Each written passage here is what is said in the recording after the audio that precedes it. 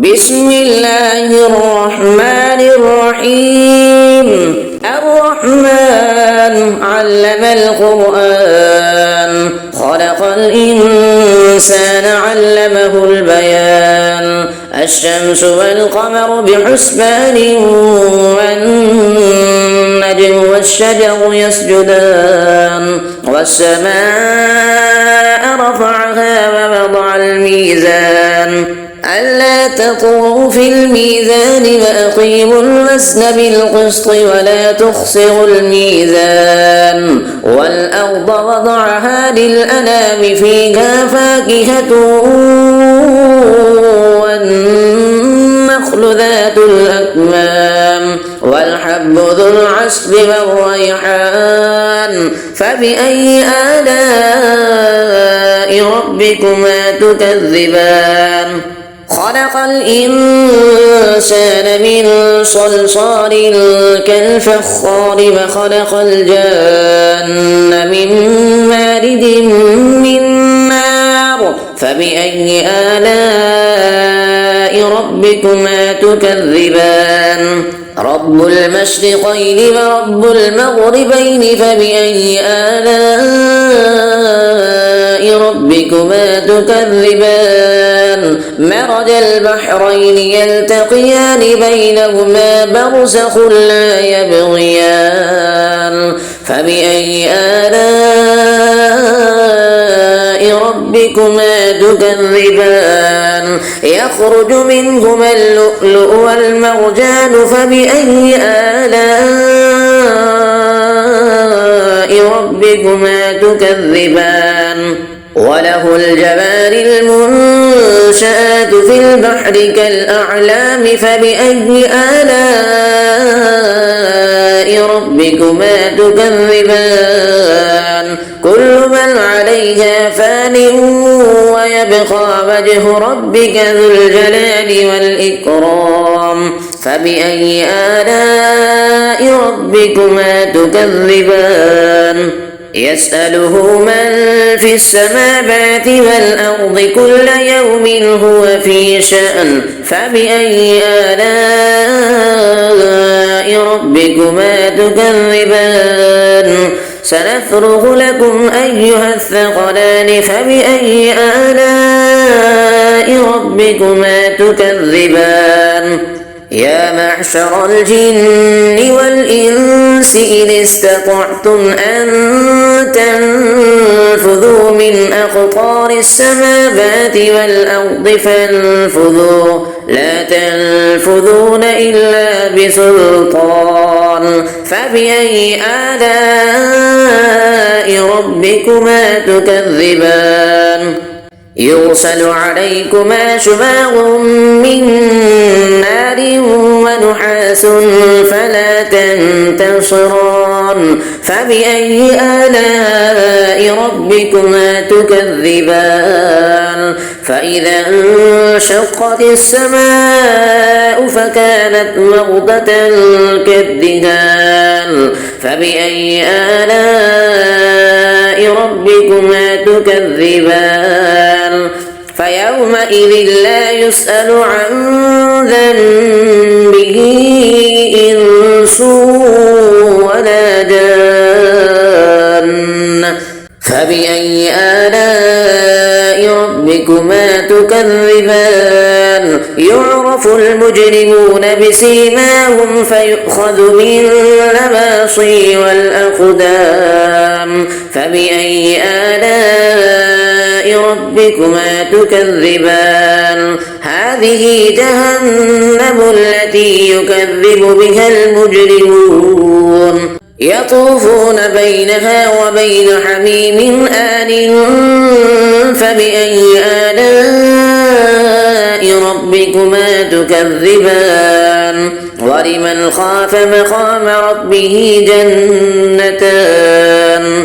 فبأي آلاء ربكما تكذبان؟ ذواتا أفنان. فبأي آلاء ربكما تكذبان؟ فيهما عينان تجريان فبأي آلاء ربكما تكذبان فيهما من كل فاكهة زوجان فبأي آلاء ربكما تكذبان متكئين على فرش بطائنها من استبرق وجنى الجنتين دان فبأي آلاء ربكما تكذبان فيهن قاصرات الطرف لم يطمثهن إنس قبلهم ولا جان فبأي آلاء ربكما تكذبان كأنهن الياقوت والمرجان فبأي آلاء ربكما تكذبان هل جزاء الإحسان إلا الإحسان فبأي آلاء ربكما تكذبان ومن دونهما جنتان فبأي آلاء ربكما تكذبان مدهامتان فبأي آلاء ربكما تكذبان فيهما عينان نضاختان فبأي آلاء ربكما تكذبان فيهما فاكهة ونخل ورمان فبأي آلاء ربكما تكذبان فيهن خيرات حسان فبأي آلاء ربكما تكذبان حور مقصورات في القيام فبأي آلاء ربكما تكذبان لم يطمثهن إنس قبلهم ولا جان فبأي آلاء ربكما تكذبان متكئين على رفرف خضر وعبقري حسان فبأي آلاء ربكما تكذبان تبارك اسم ربك ذي الجلال والإكرام صدق الله العظيم بسم الله الرحمن الرحيم ياسين والقرآن الحكيم إنك لمن المرسلين على صراط مستقيم تنزيل العزيز الرحيم لتنذر قوما ما أنذر آباؤهم فهم غافلون لقد حق القول على أكثرهم فهم لا يؤمنون إنا جعلنا في أعناقهم أغلالا فهي إلى الأذقان فهم مقمحون وجعلنا من بين أيديهم سدا ومن خلفهم سدا فأغشيناهم فهم لا يبصرون وسواء عليهم أنذرتهم أم لم تنذرهم لا يؤمنون إنما تنذر من اتبع الذكر وخشي الرحمن بالغيب فبشره بمغفرة وأجر كريم إنا نحن نحيي الموتى ونكتب ما قدموا وآثارهم وكل شيء أحصيناه في إمام مبين واضرب لهم مثلا أصحاب القرية إذ جاءها المرسلون إذ أرسلنا إليهم اثنين فكذبوهما فعززنا بثالث فقالوا إنا إليكم مرسلون قالوا ما أنتم إلا بشر مثلنا وما أنزل الرحمن من شيء إن أنتم إلا تكذبون قالوا ربنا يعلم إنا إليكم لمرسلون وما علينا إلا البلاغ المبين قالوا إنا تطيرنا بكم لئن لم تنتهوا لنرجمنكم وليمسنكم منا عذاب أليم قالوا طائركم معكم أئن ذكرتم بل أنتم قوم مسرفون وجاء من أقصى المدينة رجل يسعى قال يا قوم اتبعوا المرسلين اتبعوا من لا يسألكم أجرا وهم مهتدون وما لي لا أعبد الذي فطرني وإليه ترجعون أأتخذ من دونه آلهة إن يردني الرحمن بضر لا تغن عني شفاعتهم شيئا ولا ينقذون إني إذا لفي ضلال مبين إني آمنت بربكم فاسمعون قيل ادخل الجنة قال يا ليت قومي يعلمون بما غفر لي ربي وجعلني من المكرمين وما أنزلنا على قومه من بعده من جند من السماء وما كنا منزلين إن كانت إلا صيحة واحدة فإذا هم خامدون يا حسرة على العباد ما يأتيهم من رسول إلا كانوا به يستهزئون ألم يروا كم أهلكنا قبلهم من القرون أنهم إليهم لا يرجعون وإن كل لما جميع لدينا محضرون وآية لهم الأرض الميتة أحييناها وأخرجنا منها حبا فمنه يأكلون وجعلنا فيها جنات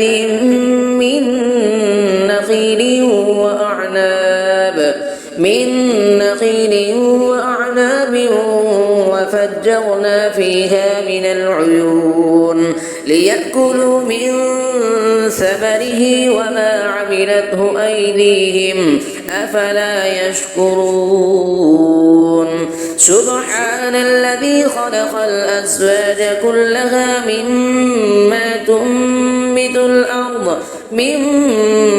تنبت الأرض ومن أنفسهم ومما لا يعلمون وآية لهم الليل نسلخ منه النهار فإذا هم مظلمون والشمس تجري لمستقر لها ذلك تقدير العزيز العليم والقمر قدرناه منازل حتى عاد كالعرجون القديم لا الشمس ينبغي لها أن تدرك القمر ولا الليل سابق النهار وكل في فلك يسبحون وآية لهم أنا حملنا ذريتهم في الفلك المشحون وخلقنا لهم من مثله ما يركبون وإن نشأ نغرقهم فلا صريخ لهم ولا هم ينقذون إلا رحمة منا ومتاعا إلى حين وإذا قيل لهم اتقوا ما بين أيديكم وما خلفكم لعلكم ترحمون وما تأتيهم من آية من آيات ربهم إلا كانوا عنها معرضين وإذا قيل لهم أنفقوا مما رزقكم الله قال الذين كفروا للذين آمنوا أنطعم من لو يشاء الله أطعمه إن أنتم إلا في ضلال مبين ويقولون متى هذا الوعد إن كنتم صادقين ما ينظرون إلا صيحة واحدة تأخذهم وهم يخصمون فلا يستطيعون توصية ولا إلى أهلهم يرجعون ونفخ في الصور فإذا هم من الأجداث إلى ربهم ينسلون قالوا يا ويلنا من بعثنا من مرقدنا هذا ما بعد الرحمن وصدق المرسلون إن كانت إلا صيحة واحدة فإذا هم جميع لدينا محضرون فاليوم لا تظلم نفس شيئا ولا تجزون إلا ما كنتم تعملون إن أصحاب الجنة اليوم في شغل فاكهون هم وأزواجهم في ظلال على الأرائك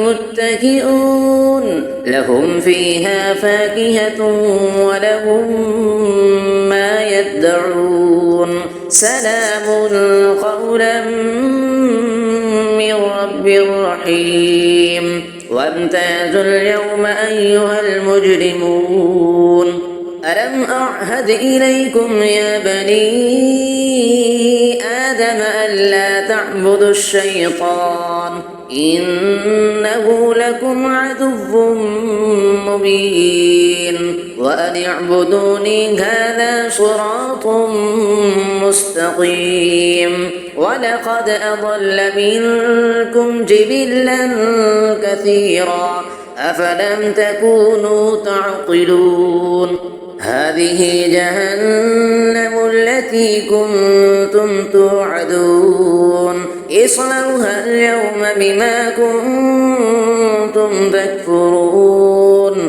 اليوم نختم على أفواههم وتكلمنا أيديهم وتشهد أرجلهم بما كانوا يكسبون ولو نشاء لطمسنا على أعينهم فاستبقوا الصراط فأنى يبصرون ولو نشاء لمسخناهم على مكانتهم فما استطاعوا مضيا ولا يرجعون ومن نعمره ننكسه في الخلق أفلا يعقلون وما علمناه الشعر وما ينبغي له إن هو إلا ذكر وقرآن مبين لينذر من كان حيا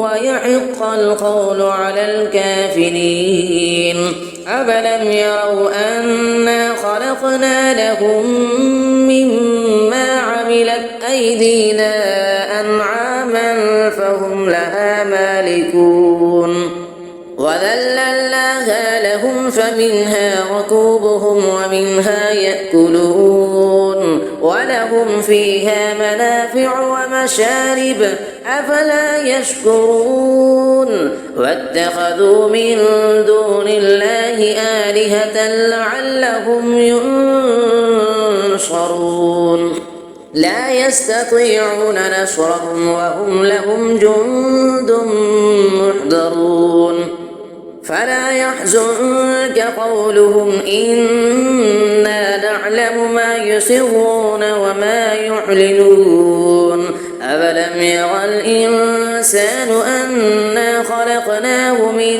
نطفة فإذا هو خصيم مبين فضرب لنا مثلا ونسي خلقه قال من يحيي العظام وهي رميم قل يحييها الذي أنشأها أول مرة وهو بكل خلق عليم الذي جعل لكم من الشجر الأخضر نارا فإذا أنتم منه توقدون أفليس الذي خلق السماوات والأرض بقادر على أن يخلق مثلهم بلى وهو الخلاق العليم إنما أمره إذا أراد شيئا أن يقول له كن فيكون فسبحان الذي بيده ملكوت كل شيء وإليه ترجعون صدق الله العظيم.